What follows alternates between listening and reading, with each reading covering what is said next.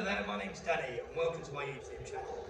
My company is Unique Property Company. We sell weird and wonderful properties all around South East, London, England, you name it. If it's weird and wonderful, we will sell it.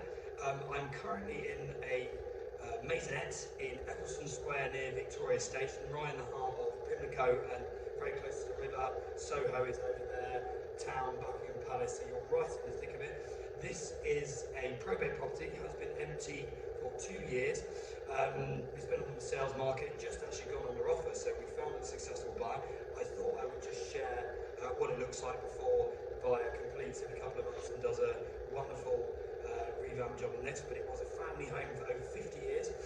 Sadly, has to obviously pass on, but to a wonderful new owner who I'm just sure will do a lovely job on it. It's got all the period features you would expect from one of these garden square properties, including access to the garden itself, which I will share at the end of the video. But I'll take you briefly around, tell you the history, tell you what I think you could do, a bit of jiggery pokery.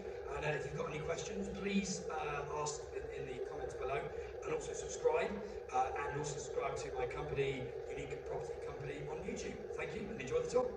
So as you can see, wonderful communal hallways, and you'll see the front door at the end of the video. So this is the principal room that's got all packed full of features that you'd expect from one of these beautiful Georgian terraces. You can see that cornicing has been there hundreds of years, and there's the old arch. This would be the drawing room, I would assume, on the first floor of the house. And that wallpaper could be William Morris. It's throughout. This hasn't obviously been updated in many years. And there's access outside to one of 3 terraces. Fortunately, it's raining at the moment, so I won't take you fully outside, but you can see the scope at the front. People have put sort of tables and chairs to make use of the space, but that's the gardens that you have access to. You get a key for a small annual amount, and I'll ask you to guess how much that actually is. It's peanuts in comparison to what you'd actually think it is. I'll put that question down in the comments as well, as a kind of bit of a quiz trivia thing. So that fireplace is gas, but that is the original threshold for it. This was put in at a later date, as I said, but you kind of get a sense of scale and the ceiling height when I walk around slowly and show you. I mean, look, if I pan, that is massive. I'm 6 foot, and you could get at least 2 and a bit of me, so I think they would be around 13, 14 foot high. As you can see, the detail on this fireplace is extraordinary. It's beautiful. But yeah, currently a gas fire, but I'm assuming with all the usual regulations and planning, you could probably get it back to an active fireplace. Smokeless wood, of course. So there's many ideas that I've had about what you would do to make this back to a family home or a city pad.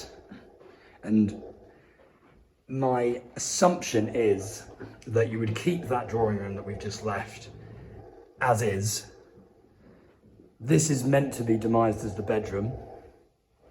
As you can see, you've still got the ceiling height and the depth. The archway is through there. You can see a bit of the outline in the corner actually. If you look up, you can just see it. That's why I've opened that cupboard door. But again, this is a massive room with 70s interior glass put in, with a second terrace out there, which I'll show you. So you've got gas down here, you haven't got water. So you could extend this and make this a smaller bedroom and move the kitchen potentially into the reception room to then create a second bedroom to the rear. But I think you would ruin the space, personally, which is the second terrace just off your bedroom. But it's lovely because the space is already there, these beautiful doors. Obviously I've been here a long time. Original railings, and you get the idea. I'll take it out to the rear terrace. There's the pipe work leading down, and that's a stack. I'll just tip you over. You get 7 foot depth. These buildings are huge. I'll just take you up here as well. You get an idea of the scale and the height of these buildings. Let's say all the way up.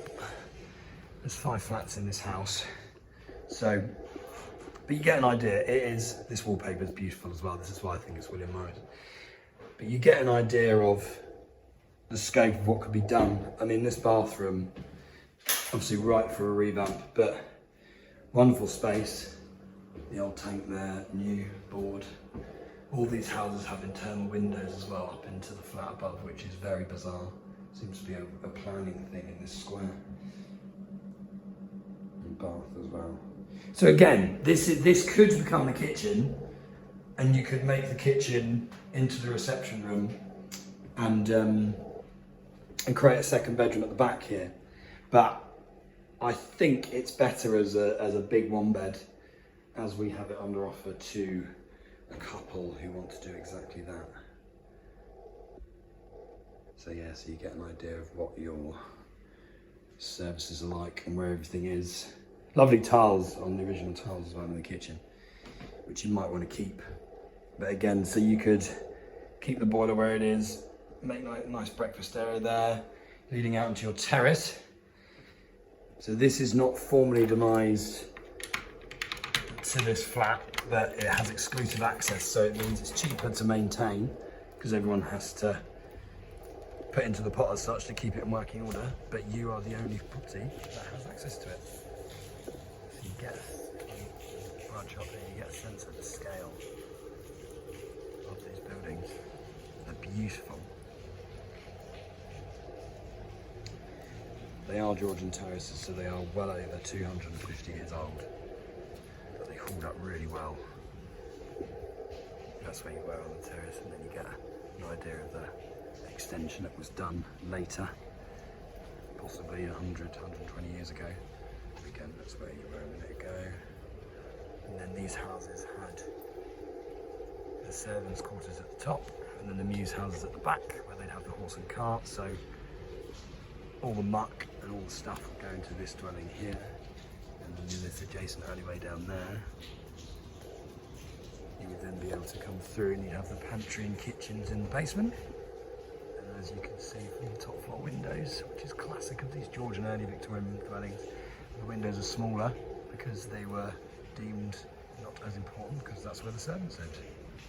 Anyway, thank you for viewing my YouTube tour of a beautiful house, and come again soon. Thank you. Bye-bye.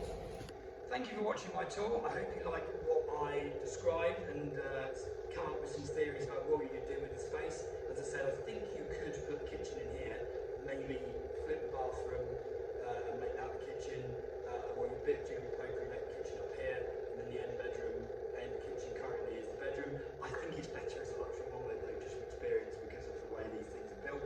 But anyway, if you have any ideas, please put them in the comments below. I'd love to hear from you. And thank you. Please hit subscribe and to stay on top of all my other unique tours that come up. Thank you, and see you again soon.